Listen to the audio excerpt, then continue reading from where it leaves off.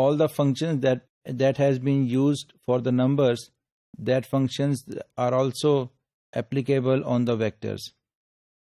So there are some functions whenever we apply on the vectors, that functions are applicable to every number that is present in the vector. Apart from these, there are some specific functions that are only applicable on the vectors.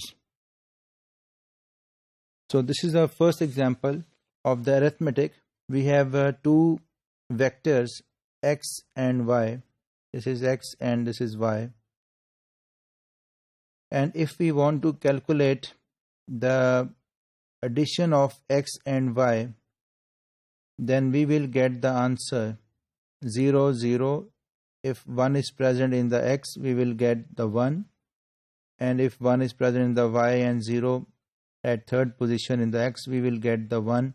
And so on. We can add all of these numbers present in x and y vectors, and we will get this answer. So if we want to see the example of mathematical operator, and if we want to get the sum of this vector, then the sum will be 21, because it will add 1 plus 2 plus 5 plus 5 plus 8, and the answer will be 21. So if the same vector, if we want to calculate the mean of that x mean this vector, then the mean value will be 4.2. So again it will add all of these, answer will be 21, and then it will divide by 5 and we will get 4.2. So commands like the minimum parenthesis, maximum parenthesis and range parenthesis give the minimum, maximum and range of the numbers in a vector.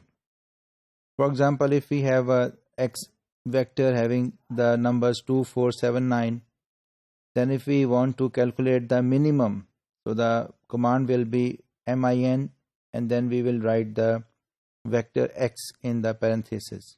So definitely the minimum value is 2, and we will get the answer 2. Similarly, we can calculate the maximum number that is present in that vector. So that is the 9 in that vector. So we will get the maximum 9 here also. If we want to calculate the range of the vector, it means that from which number it is starting and smallest number, and at which highest number it is ending. So it is smallest is 2 and the highest is 9. So if we want to calculate the range, the command will be range, and then we have to write in parenthesis x.